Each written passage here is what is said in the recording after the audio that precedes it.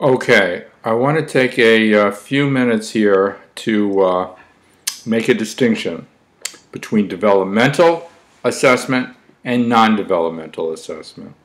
And let's start out by looking at a couple of video clips, and then I'll come back and try to make a distinction here, a distinction that I consider to be quite important.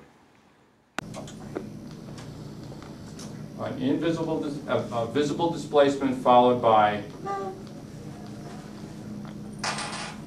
No, that was bad. Because he wasn't watching. Because you're not supposed to... That was a bad scene. But this is classic. If he goes to here, now it's still pretty good. Even with the, come on, he's a 7-month-old kid. Give him a break. That's good. That's pretty cool, right? That's two displacements. But the noise.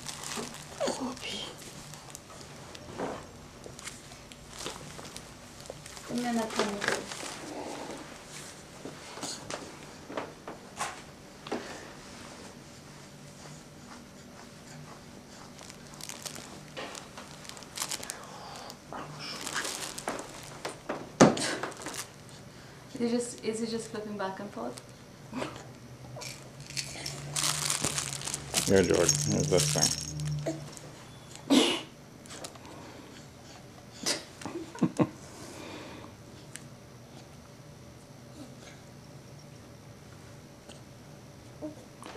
Uh-oh, Jordan, what are you doing? Hey, what are you doing? Yeah. Oh no! Give me the remote. Go. Okay, now listen and say exactly what I say.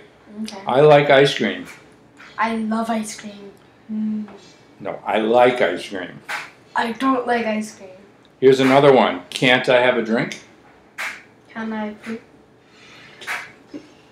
Let's do more. Where is my new marker? Where is my new marker? Can my friends come over to watch TV? Can my friends come over to play Xbox? You're not listening to me. Yes, I am. The girl who is crying is my sister. The girl who is crying is my daughter. You're not listening to me. Yes, I am. You're supposed to say exactly what I say. I'm listening. I like to go. Tinker Toy. I like to go swimming with my friends, don't you? I like to go swimming with my buddies, don't you? When he came home from school, Joey ate a snack. When he came home from school, Joey ate Pockies. Here, hold that for me for a second. Can I throw it? If you'd like. No, you're not allowed to throw it. Hey! Now, in making the distinction between developmental and non-developmental assessment, we want to look both at the context in which the data is collected and the kinds of behaviors that the child is allowed to express, and the way the data is analyzed. Now, with reference to the videotapes you just saw, which give you an example of context and the way a child is permitted to behave, which of those tapes do you think would allow us to see what or understand or evaluate what is developmental in the child's behavior, and which of the tapes tend to focus in on non-developmental aspects of behavior? Okay. To me, the videotapes that illustrated a context that allows us to look at development is the one where my two kids were simply playing spontaneously with their superhero toys and vehicles, and the tape where I brought Jordan to a class and demonstrated a little bit how to assess object permanence in a baby.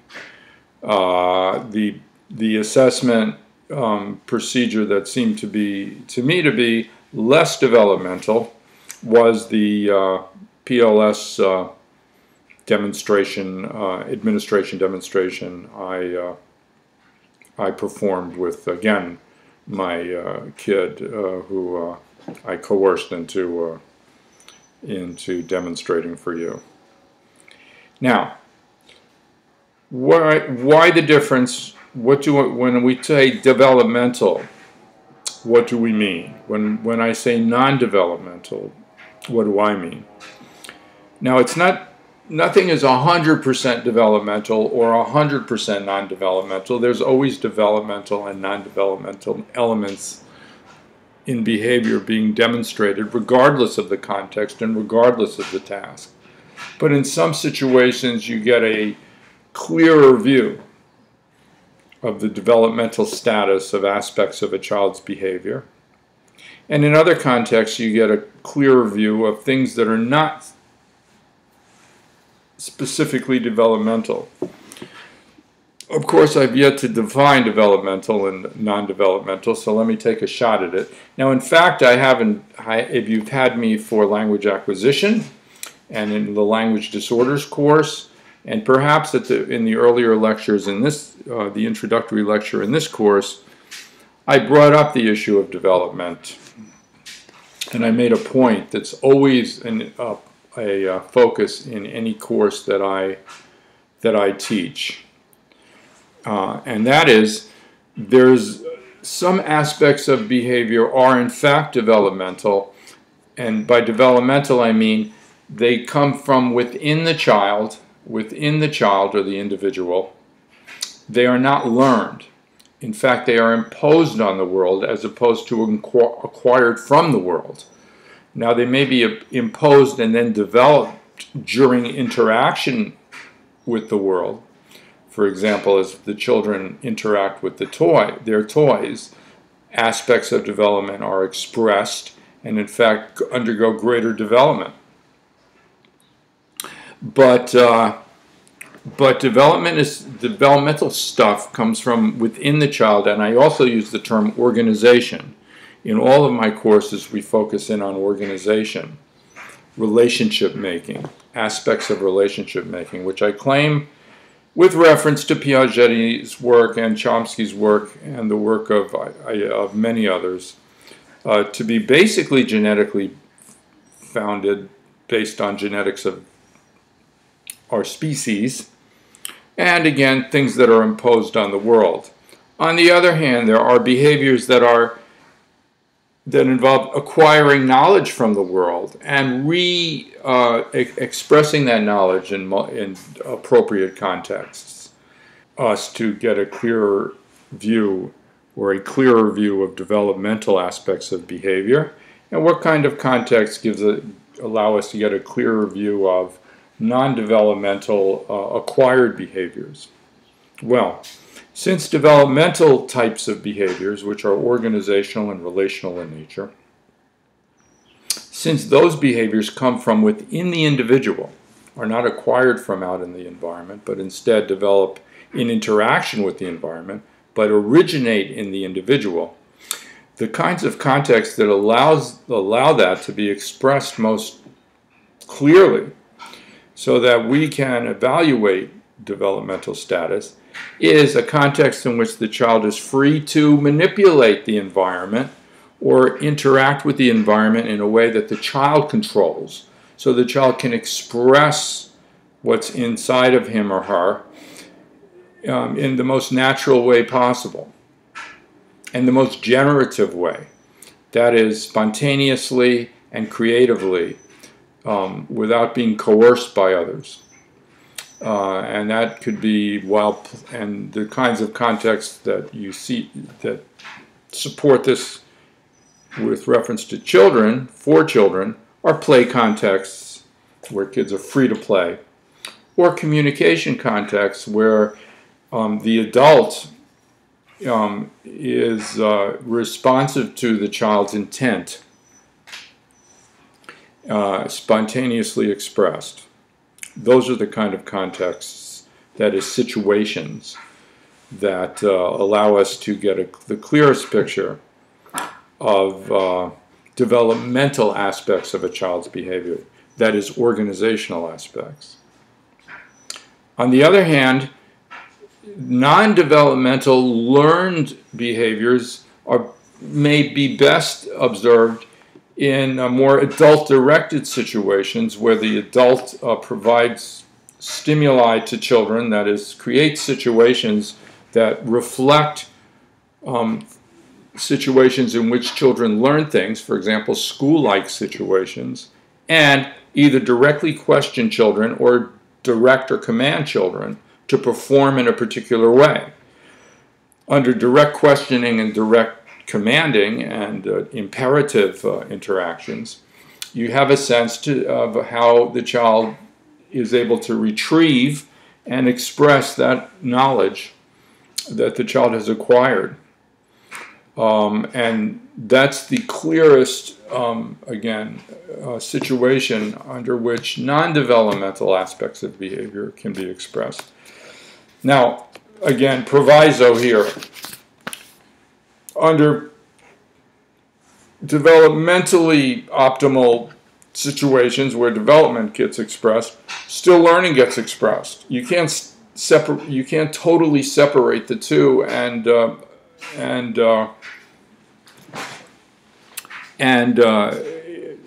just plain observe development. For example, in a free play situation, the child will express their knowledge of the uses of objects in their environment when they play with their toys. They'll sweep with a broom if they've seen mommy sweep with the broom, clean plates if they've seen daddy clean plates. In my house, I'm the one who does the cleaning of the plates, etc. You'll see that that's learned material. That's not necessarily developmental. That's acquired. On the other hand, on an assessment where the child is expected to identify, say, for example, idioms, the meanings of idioms.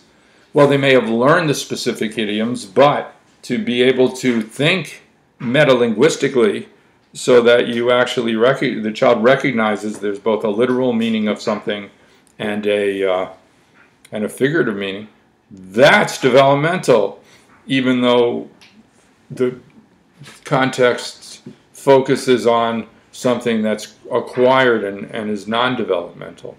So it's not, again, possible to cleanly and completely separate both development from non-development in particular contexts. But it is the case that contexts that are manipulable, that allow the individual to express intent and to operate spontaneously and freely, are the ones that you will be able to most clearly assess and observe aspects of development, whereas situations in which the child is provoked to express acquired knowledge, such as school-type situations and more adult-directed situations, are the kinds of contexts in which non-developmental aspects of behavior are observable. Now to analysis. The second aspect of a developmental assessment as compared or contrasted to a non-developmental assessment relates to the way we analyze the data that we've collected in the different contexts that we have discussed. Developmental assessment involves the application of a developmental taxonomy to the analysis of behavior.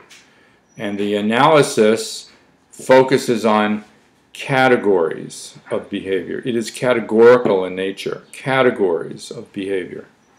So, what's an example of a developmental assessment data analysis format?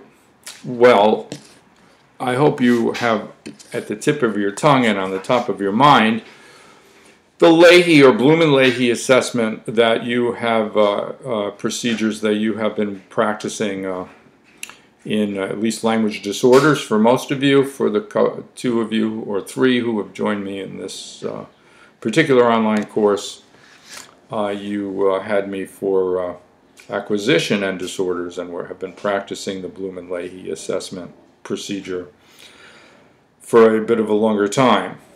In any event, that procedure is a developmental procedure because we apply a taxonomy to the evaluation of the behaviors that we're looking at. What is a taxonomy? In fact, let's use the term developmental taxonomy. Developmental taxonomy.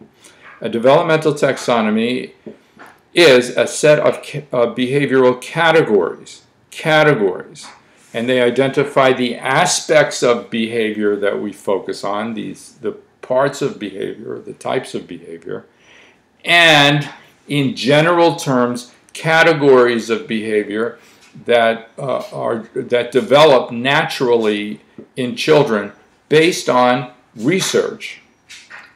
Developmental taxonomies are derived from evidence-based research on typical development. So, think of the Leahy format for a second, and if you recall, I hope you do, it is a content form use assessment. And content is described how? Yes, when you evaluate content, you're evaluating content categories of ideas. These are general categories of ideas where specific utterances are classified. They're classified according to the category of idea they reflect. So if the child in your and what you do is transcribe all of the behavior the child expresses freely, the specific behavior, and categorize those behaviors according to developmental structures, which are categories, structures, they represent neurological connections or structures in the child's mind that the child is imposing on the environment when they speak. So what's a content category? Remember, there are things like existence, recurrence, action, locative action, causality. They're temporal, epistemic relationship-based. They're all relationship-based. And they don't refer to specific statements the child makes. They refer to the category in which the statement this category the statement comes from or reflects. So, for example, if the child says, "That's a cat, that's a dog, that's a pig, the pig jumped, the cat fell down, and the bird flew away," well, the pig, I can't quite remember what I said, but let's presume I said the pig, the cat, the cow, the dog. Those all pattern. They pattern. They're names for things. They're names for objects. And that we therefore, at least I would put them, into content category existence. And that's different from the other utterances, which also pattern. The pig jumped, the cow fell down, the dog flew. I can't remember the last thing I said, but let's take those three. They're not names of objects. What are they? They're actions or locative actions. So they go into an action or locative action category. Now the category action or locative action is general, and the specific behaviors fit into them. It's the general category that we look for, the pattern in the child's behavior. That's the developmental thing, a pattern or category of behavior. That's developmental, categories, patterns of behavior, and developmental taxonomies that come from evidence from research on typical development provide these developmental taxonomies that we can use to evaluate children's behavior. Bloom and Leahy also is not just content, it's form as well. So we have SVC, which is the basic structure of a sentence, a single verb sentence, subject, verb, complement. Or we have conjunction, complementation, and object, and a relative clause type sentences. These are structures. The specific sentence that the child produces, or the utterance, is categorized according to these, again, categories essentially. I'm being a little redundant here, are classified according to these categories of behavior. These categories come from studies of syntax in children. And on Leahy's taxonomy, by the way, they tell you, it explains, it doesn't explain as much as illustrates that there's a developmental sequence in these categories of behavior. So that at earlier phases of development, phase 1 and 2, children use content categories: existence, action, recurrence, disappearance, attribution. Later on, they use state. They go to causal, epistemic, etc. That's by the time they're at phase 5, 6, and 7. So there's a sequence in the appearance of these categories and, of course, of the behaviors that reflect these categories. Now, the specific utterances the child makes, that's a cat, that's a cow, that's the bed, the cow jumped, that is based on learning, and that's not, the utterances themselves go beyond development. They also include things that are not developmental, but that are acquired from the world. But the category of the behavior, which represents, when we identify a category, the pattern in the behavior, is patterns are imposed from inside the child, and they're the things that develop and become more complex as with age and with experience and with development. Those are the things that are developmental, and developmental assessments allow us to describe them. In the area of cognition, I showed you the videotape initially of Jordan in the little object permanence evaluation that I did of him. You remember the videotape all of you saw of the child with Down syndrome when he was clipping together beads, and his experience with beads, which was maybe a non-developmental element, that was observable there, but there was a lot of development in that. Development was able to be evaluated there in that tape, in that sequence as well. And the developmental aspects of that are things like means-end behavior, object permanence. Remember, he dropped the bead and then found it again. His awareness of part-whole relationships. Now, part-whole relationships, object permanence, means-end behavior. Again, those are categories of behavior. They come out of the cognitive literature, the literature of the Piagetian literature. Those are categories of behavior as much as in the language literature, existence, non-existence, action, recurrence, epistemic, etc. are in the area of content. They're categories of behavior, therefore they're developmental things. So the evaluation procedure, the procedure that we use to evaluate, to analyze the data once it's collected, when we're doing a developmental analysis, are categories of behavior that come from developmental research and that we use to classify observed behaviors in children. I'm going to be, by the way, the Leahy model also has categories of use. Now, as it turns out, those of you who have took the online 640 realize, and I was reminded that I never went through the use part of the Leahy analysis, nor did I cover in 640 Westby's play analysis. I don't think I ever went through that systematically.